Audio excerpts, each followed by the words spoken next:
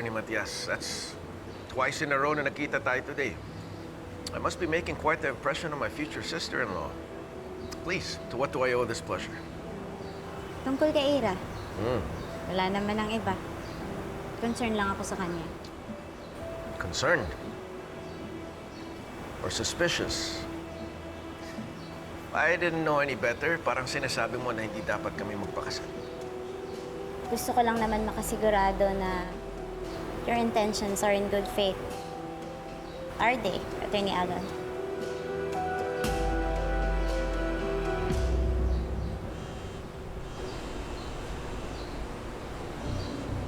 Mukhang may tawag ka sa isa mo pang phone.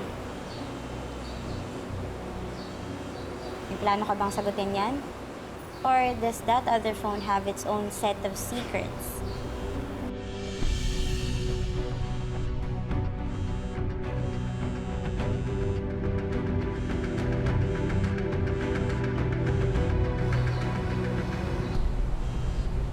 You mean this phone?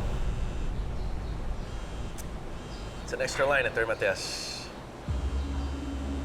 One that even Era's aware of. You know, sometimes a guy needs options, especially with these terrible signals. Ayos lang naman magkaroon ng option, Attorney Alon. As long as they're not used to keep things hidden. Ada deserves someone open. Don't you think, Attorney Alon?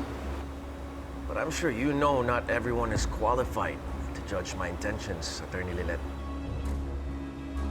Sa tingin ko naman, qualified ako than you think. Kapatid ako ni Ira. At mahal na mahal ko siya. Kung merong taong manakit sa kanya, intentionally or not, ako yung unang-unang gagawa ng hakbang.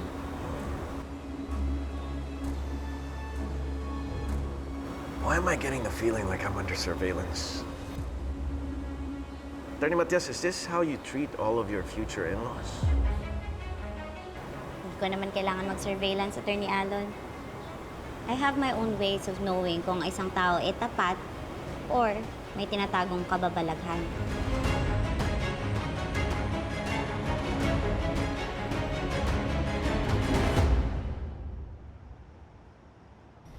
Balak pa ata ako hanapan ng baho ng lilit na yun na. I can't carry out any of my plans while that meddling little mouse is sniffing around. Yeah, and knowing Lilet, hindi talaga siya titigil hanggat wala siyang nakakalkal na ikasisira mo. Ako, Tinang, pauwi na rin po ako. Bago pa mangyari yun, unahan ko na siya. Po? Nandyan po si Ira sa bahay? Oo, anak. Kanina ka pa nga niya hinihintay. Gusto lang daw niya na personal kaming imbitahin para dun sa engagement party nila ng Attorney Alon. Well, I'm planning to clear the path for Era and I, starting with Lilet, kaya humanda siya sa akin ngayon. Renan? What are you doing? Anong binabalak mo? Answer me! Renan? Kung anong binabalak mo, stop it! Mawawala lahat ng plano mo pag may magawa kang ikasisira mo! Hello? Renan?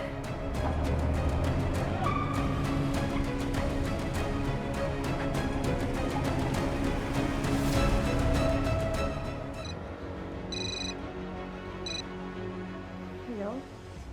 Attorney Lilet Matias. Pwede ko bang malaman kung sino to? Let's just say I have an information more important than my name. If you don't identify yourself, I'm not interested. May alam ako tungkol kay Attorney Renan Alon. Anong tungkol kay Attorney Alon? He's hiding something from Era sa inyong lahat. Pwede ba? Diretsahin mo na ako? May ibang babae si Attorney Alon. May ibang babae si Attorney Alon? Kailangan ko pa ba ulitin, Attorney Matias? Yes! At mahal na mahal niya yung babaeng yun. Hindi ako nag-abogado para makinig lang sa isang witness na ayaw magpakilala. Without credibility, your words are meaningless. Pero aminin mo, Attorney. Naintriga ka, di ba? Ang totoo, nanluloko ka lang. Of course not. Kung totoo yung sinasabi mo, Magpakita ka sa akin, magpakilala ka sa akin. Sabihin mo lahat ng detalyeng nalalaman mo. Verifiable details or it's just good as dismissed. Leave the line open, attorney. Marami pa akong pasasabugin sa'yo tungkol kay Attorney Renan Alon. And I promise you, you want to hear every word.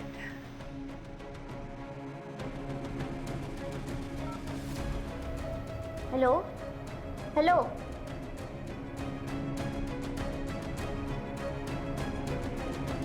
Lilith, anong ginagawa mo dito? Lilith, kilala kita. I can tell when something's bothering you. Wala pa naman kasi akong concrete evidence eh. Oh, then let me help you find some. Ako pa ba yung paglilihiman mo? Magkakampi tayo, di ba? Lilith, ang dami na natin pinagdaanan. I have a sworn duty na ipagtanggol yung mga biktima ng injustice. Lilith, simula ngayon, may kasangga ka na sa kaso. Gagawin ko ang lahat para maabsuelto ka at makalaya. Hindi ako titigil hanggat hindi ka napapawalang sala, Lilith. Lumabas na yung court order. Anong sabi sa court order? Dismiss na yung kaso laban sa'yo.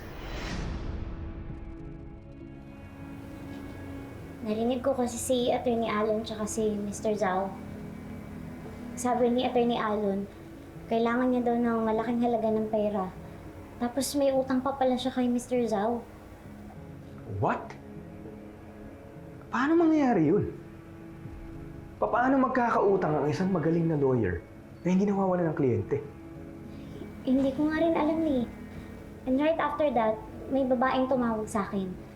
Ang sabi niya, may ibang babae daw si Attorney Alon at mahal niya daw yung babaeng yun. Ano? Diba, nakakagulat nga rin eh. Well, that's a strong accusation. But it's hardly admissible without more proof. Eh, siyempre, alam ko naman yun. Pero nung nagkakasama ba kayo ni Attorney Alon, wala ka bang napansin sa kanya na suspicious o wala ka bang nakitang kasama niyang ibang babae? Minsan lang naman kami nagkasama eh. Pero wala naman akong napansin kakaiba sa kanya. And if he really is involved with another woman, at sobrang mahal na yun, why would he propose to Attorney Eira? Unless na-propose siya, hindi dahil mahal niya to. May iba siyang motibo? Ganun ba?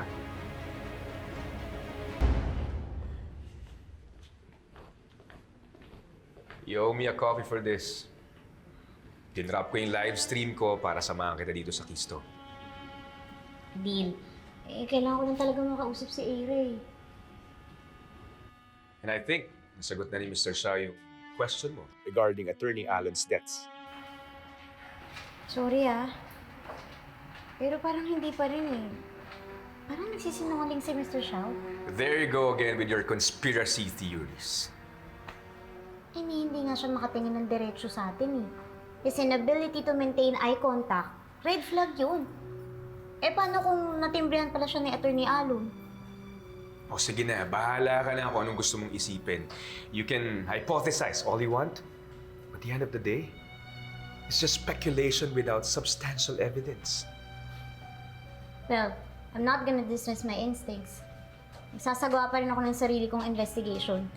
Hindi ako papayag na maloko si Eira. Especially not by Attorney Alon.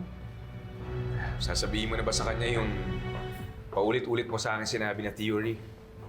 Well, that may be Attorney Alon's interest in her. Isn't it exactly romantic? Kundi lang dahil sa pera? Eh, syempre, Kurt, hindi. I'm a lawyer, not a gossip columnist. Bago ako magpresenta ng alam kong makakasakit sa kanya, I need witnesses, tangible proof. Hindi ko hahayaan na maloko lang siya ng ganun-ganun na lang. Walang ebidensya.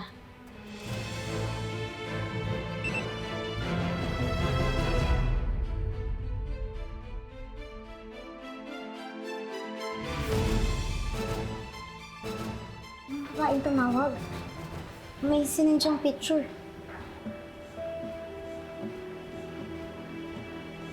Well, there's Exhibit A. But this is hardly suitable for court. Well, this may not be an admissible evidence, pero proof pa rin to para ituloy yung investigation. If he's hiding this, what more yung tinatago niya sa likod ng kasinungalingan niya?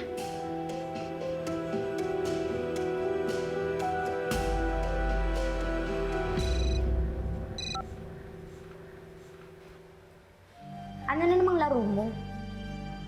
I assume nakita mo na yung photo. At alam mo kung sino yung katabi niya sa picture na yan? That's his girlfriend. Hindi to reliable evidence para paniwalaan kita. Kung gusto mo talaga ng matibay na proof, puntahan mo sila ngayon din. I know exactly where they are. Be very sure that you're not misleading me. Dahil hindi ako magdadalawang isip na gamitin lahat ng resources ko para hanapin ka. So much lawyer talk. Ang totoong tanong dyan is, aren't you curious to see who your future brother-in-law's been hiding?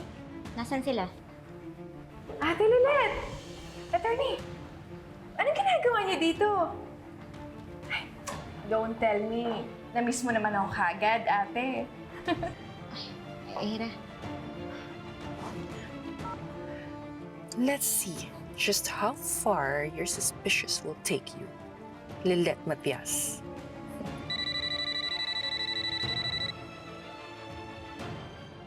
Where are you? Papunta na ako sa pinag-usapan natin.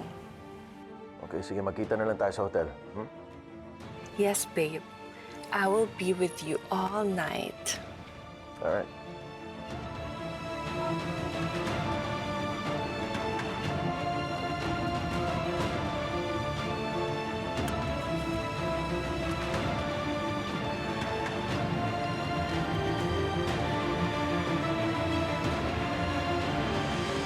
Lilet. Sabihin na natin sa kanya yung totoo. Kurt, Attorney Aira deserves full disclosure. Habang maaga pa, kailangan niya malaman yung nangyayari. Kurt. Wait, what's going on? Ano yung kailangan ko malaman?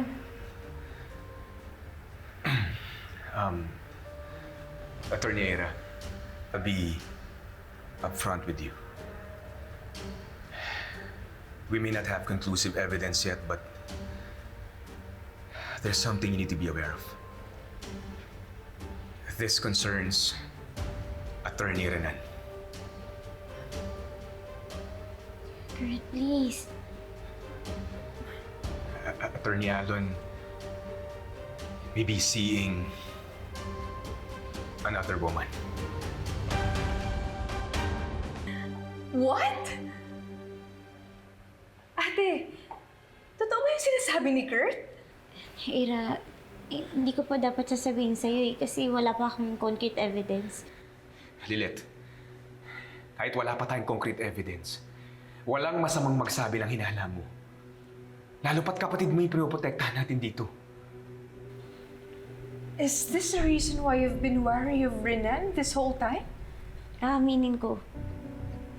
Matagal na akong hindi panatag kay Attorney Alon. Tapos meron pang tumawag sa akin. Ang sabi niya, may iba daw girlfriend si Attorney Alon. And you believe it? Just like that?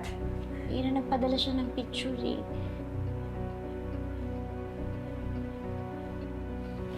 Yung kasama ni Attorney Alon, yun daw yung babae niya.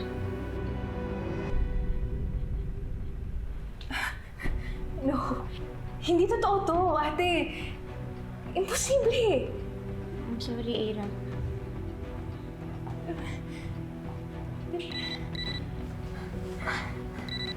Sorry, kailangan ko na sagutin to. Nasaan sila? Ira, huwag kang magpadalos-dalos. Hindi pa naman tayo sigurado. But this is the moment to be sure kung tama talaga yung hinala niyo. Kaya nasan sila, ate?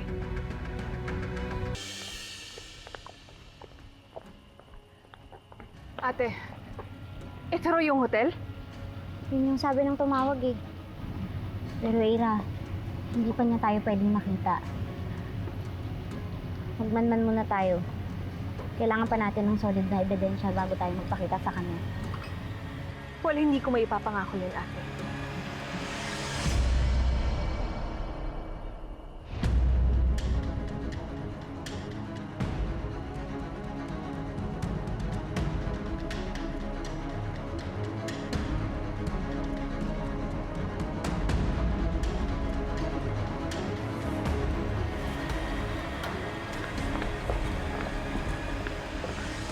Ira, sandali lang. Hindi pa niya tayo pwedeng makita hanggat hindi pa natin siya nahuhuli sa akto. The nerve of him. Pas hindi niya alam na andito tayo. Kaya humanda yung Renan na yan at yung babae niya. Ira!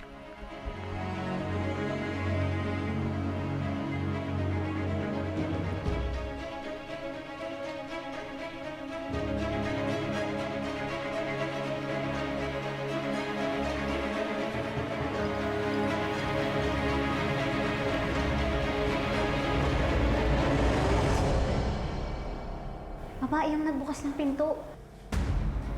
Sigurado akong babae na Renan yun. Hindi pa niya tayo pwedeng makita hanggat wala pa tayong proof. Proof? I don't need proof to see what's in front of me, ate.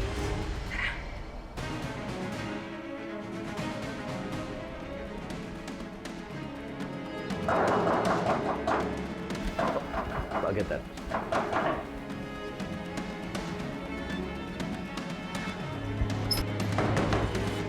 You lying animal! No, what? How could you do this to me, huh? How could you do this to me? It's not what you think. What on earth are you both doing here? Oh really, Atty. Alon? Anong ginagawa mo dito? You're just giving a little legal consultation? You know what, attorney? This is no time to be making wild assumptions here. Wild assumptions? I saw it with my own eyes, Renan. Pinagkatiwalaan kita and this is how you repay me? By sneaking around behind my back? Ano, ha? Stop. Would you let me explain, please? Hayop ka! Manloloko ka! Ba't mo ako niloko, ha? What are you talking about? Wala akong ginagawang masama, Yera! Huwag ka nang magmaang-maangan! We know exactly what you're up to. And there she is! Your other woman! Sabi ka na lang kasi ng totoo. Alam naman namin nagsisinungaling ka eh. What are you talking about? What are you talking about? Yera! Yera! Ira! Ira, tama mo! Ira! I'm so sorry. Oh, what is this? What? Your wife? Attorney Alon, I thought we're here to discuss our case privately. But it appears we have unexpected company. Excuse me. Sabrina, you're here too? Yes po. I assist Attorney Alon sa lahat ng client meetings niya. Client meeting? Yes, Attorney Matias, it's a client meeting. Mr. and Mrs. Hernandez, I am so sorry. I had no idea that my fiancée and her sister let their imaginations run wild today. Sorry. You know what? Excuse us. Come with me. Come. Come on. You do. So embarrassing.